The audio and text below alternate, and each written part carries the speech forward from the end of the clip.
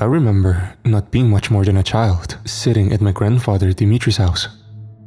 He smoked one cigarette after another, flicking the ashes in an old silver tray in the form of a red star. Like many of the possessions he owned, it looked 100 years old. Clouds of grey smoke billowed around his face. The strain of many years seemed to weigh on him. His shoulders slumped, his will to live broken. "Are you going to tell me the story?" I asked. He told me he would the night before. His withered, wrinkled face didn't look at me. He stared at the diary he held in his mutilated left hand, something he still owned from the siege of Leningrad. I saw drops of ancient black blood spattering the leather-bound cover. I looked at where his pinky and ring fingers used to be with horror, seeing the shining smooth skin laid over the stumps. His eyes, so sunken and faded, started to water. Grabbing his long white beard, he got up and started pacing. After a few minutes, he poured himself some vodka and took a few shots straight back with no expression. Then, he turned his bright blue eyes towards me. His skinny body trembled with excitement and terror. A faraway look fell across his face. "I'll tell it to you," he said in a thick Russian accent, looking defeated. "I'll tell it to you like I told your father and uncles. A man needs to know. He needs to know what's out there." It started with artillery fired far off in the distance. I heard a loud booming, a series of shells bursting close together, and then silence. I ran back to the apartment and told my mother and father. I was just a teenager then, 13 years old at the time, but I knew what the explosions meant. "The Germans are coming," I said out of breath from the run. My father nodded grimly. "Dimitri, we must get as much food as we can before the markets close," my father said. We had expected this. Reports had come in of the German Wehrmacht's swift advance across the countryside. Fleeing refugees from cities and towns to the west of us had spoken of horrors that seemed like unbelievable urban legends at first, until more and more people came streaming in with similar stories. One survivor from the Soviet Belarusian Republic had told me that the Germans forced all the men, women and children of the town into a large barn. Then, they splashed it with gasoline and set it on fire. If the people tried to run out of the burning building, the Germans would gun them down with automatic rifles. The refugee said he only survived because he was out picking mushrooms for his family at the time. But they had taken his wife, 3 daughters and mother from his home, forcing them all into a barn with the rest of the townspeople, and started a bonfire.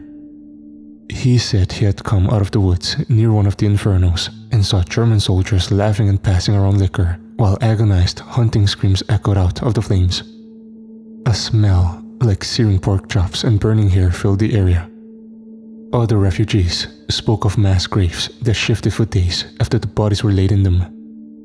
They said the Germans would quickly try to shoot every person in the hit, but sometimes they missed or only grazed the skull.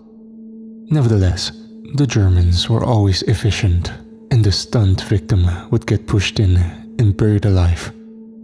"We need to move towards the city center," my father said, glancing at my mother with his cold, steel-gray eyes. "We could move into your sister's apartment, maybe." My mother nodded. My aunt lived almost directly in the center of the city, the place that would hopefully be captured last. I glanced out of the kitchen window. Refugees streamed down the street, walking and hobbling in great filthy packs. They carried bags of food and clothes, or pushed rolling wooden carts filled with their life's possessions. All of them slouched away from the areas around the perimeter of the city and headed towards the center of Leningrad, behind the fortifications. In the distance, I heard more artillery shells exploding. The Wehrmacht seemed to be drawing closer. My father and mother grabbed bags and filled them with our meager food, jackets and clothing. We certainly weren't rich, but we would have enough to eat for a few days at least.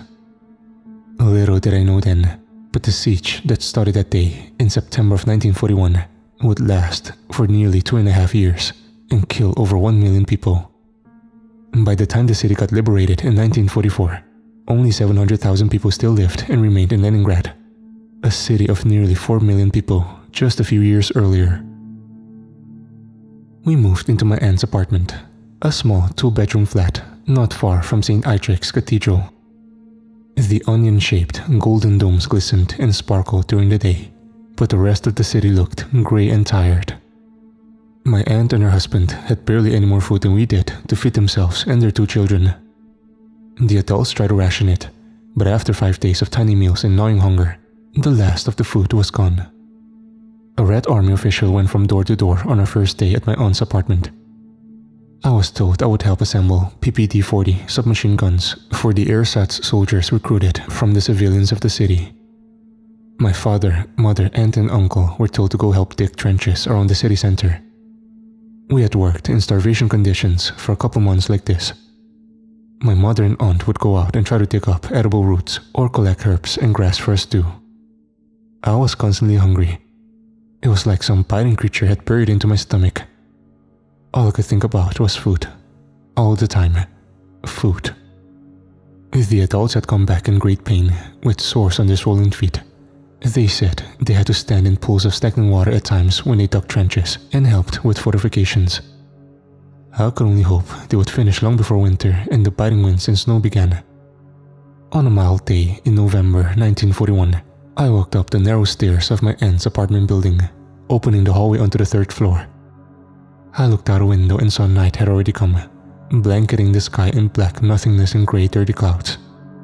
I had my mother's and father's ration cards on me, since I had grabbed our meager daily portions of sawdust bread on my way home from work. A door swung open next to me, and I saw one of my neighbors peering out through the crack.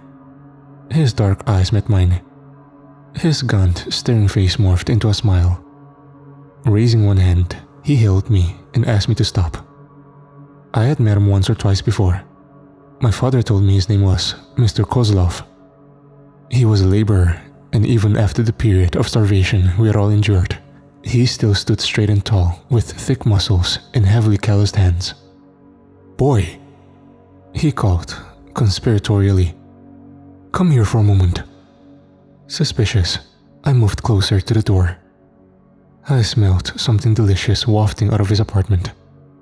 Looking towards the small wood-burning oven in the corner of his kitchen, I saw a bubbling stew.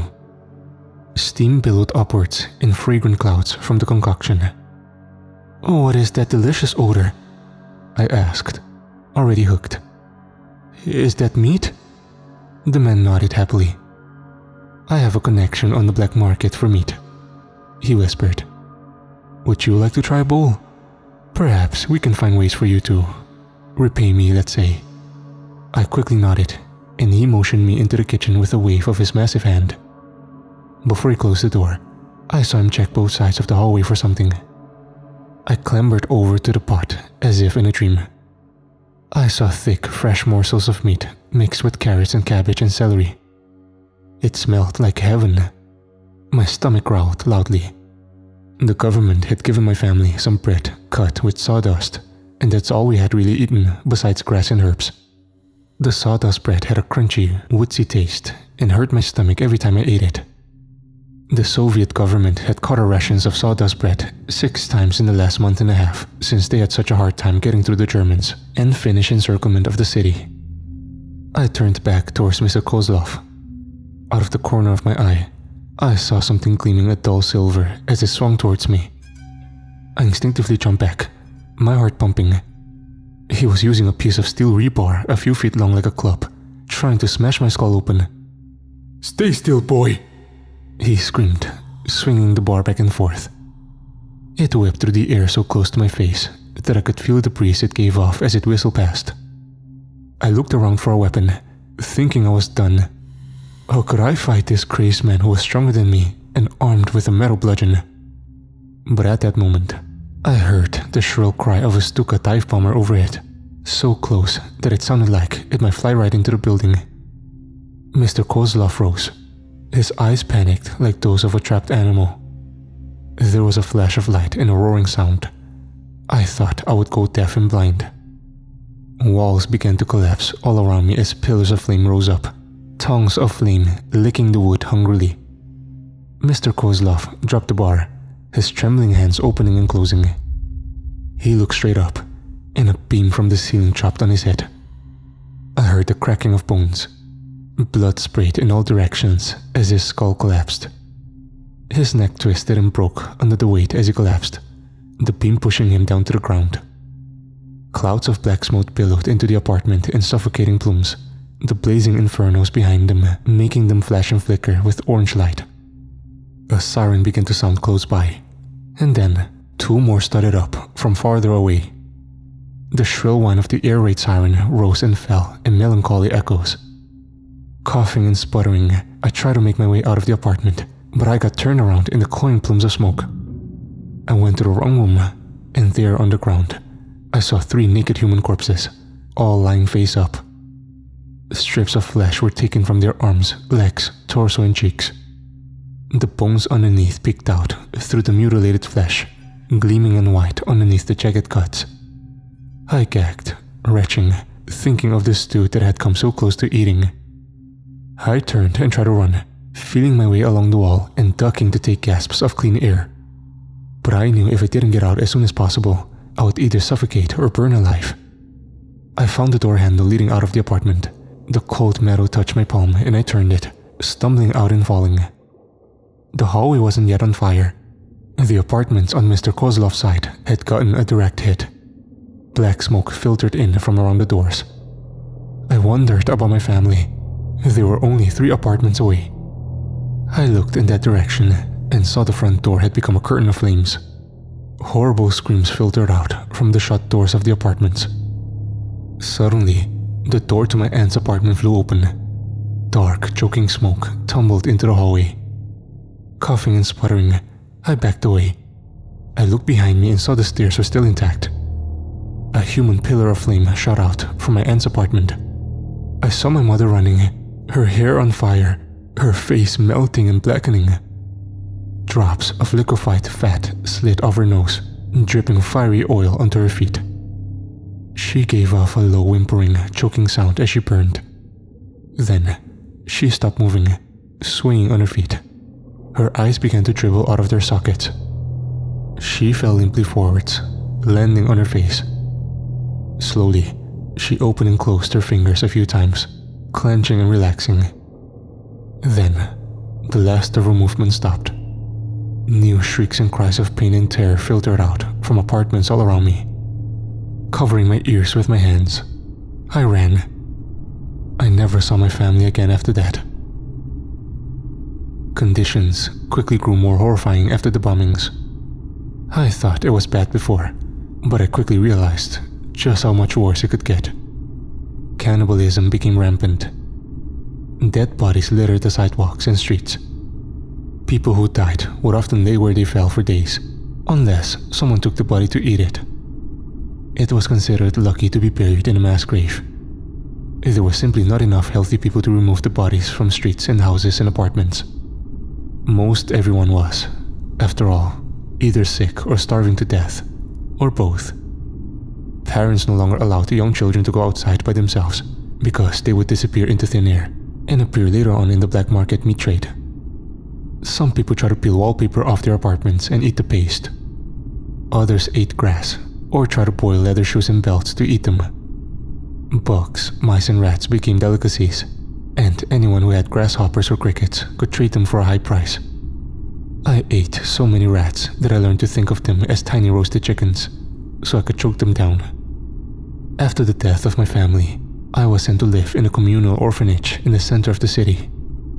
Many children had already lost parents to disease, starvation, bombings, or suicide. However, no leeway was given. Even children as young as 6 were sent to assemble guns or to help dig trenches. I kept my mother and father's ration cards. I also never reported their deaths. I knew I could continue to claim their rations, perhaps indefinitely. I woke on a cot in the darkness, my thin, ragged blanket barely providing any protection against the biting cold. Looking around in confusion, I wondered where I was for a long moment. And then the events of the last months came crashing down on me.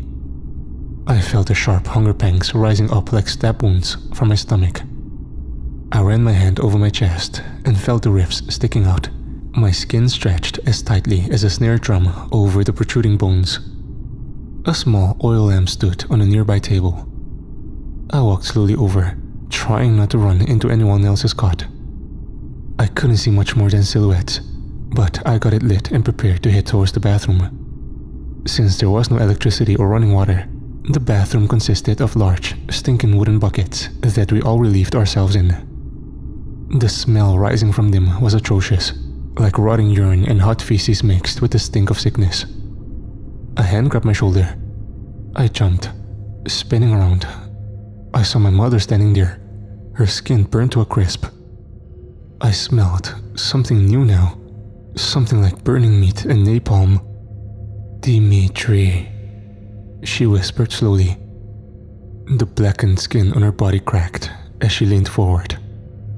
I saw rivulets of translucent yellow pus and streams of black, partially clotted blood rolling down from the wounds. I backed away, knocking one of the buckets over. I felt warmth cover my shoes as the rank, liquefied sludge spilled on me. She raised her arms towards me, like a child asking to be picked up. "Mother?" I asked. "Mother, is that really you?" "Please, help me," she said, through bleeding cracked lips. It hurt. I had no idea how she was still alive. Something felt wrong about the situation. There was no way anyone in that condition could be alive, less likely walking and talking. I looked past the burnt body, judging my chances if I tried to run. "Dimitri, please, don't you recognize your own mother?" The figure began to laugh, a sound like a choked death gasp. Patches of dead, blackened skin began to fall from the abomination's body, swaying like autumn leaves as they slowly drifted down to the cold stone floor. Tatters of destroyed cloth dissolved around its torso and legs. I watched in horror as the flesh continued to dissolve. Underneath, I saw something demonic and inhuman. Its face looked flipped inside out, with gleaming muscles running across its cheeks.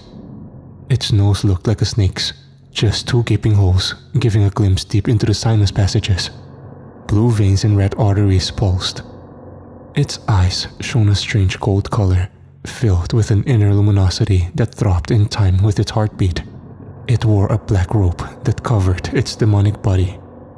Its face twisted into an insane rictus grin as it ran at me. It came at a superhuman speed, a blur of dark motion. Instinctively, I grabbed the handle of one of the buckets near my feet. The handle was slick with human waste. As it reached me, I swung the bucket with all my strength at its demonic face. Its grin seemed to falter for a moment as the wood smashed into the side of its mouth. Shit and piss exploded in a disgusting geyser. The bucket broke into 1,000 splinters. I felt my face get splattered with the waste. It went into my mouth and my eyes. Spitting and gagging, I ran. Screaming in terror, I ended up waking up everyone else in the sleeping chamber. They looked at me with panic and curiosity. I can only imagine what they saw. A young, wild-eyed boy covered in excrement. But when they went to investigate the bathroom, they found it empty, except for a mess of exploded shit on the walls and ceilings, of course. Over the next couple days, I felt constantly watched. I would feel eyes running over the back of my neck. Sometimes I would catch glimpses of a red, gleaming face staring out from an alleyway or an apartment window, its eyes glowing like twin sunsets. I knew I needed to get out of the city as soon as possible. But there was simply no way except by plane. Even with my father and mother's ration cards, I continued to starve. Bread rations got cut even more as the city quickly ran out of food. People began to go mad with hunger, and some were prosecuted for ripping flesh off dead corpses with their bare teeth in public. I had gotten to the point where I began to look longingly at all the dead bodies littering the sidewalk on my way home from work. I could only imagine how much meat a single human body held. At this point, I would do anything just to feel full for 5 minutes. As I walked past the golden onion domes of St. Isaac's Cathedral one night later that week, the corpse of a child near my feet suddenly stirred. I looked down at its cyanotic blue lips and open staring eyes, a sense of wonder and horror rising in my chest. Then, it blinked.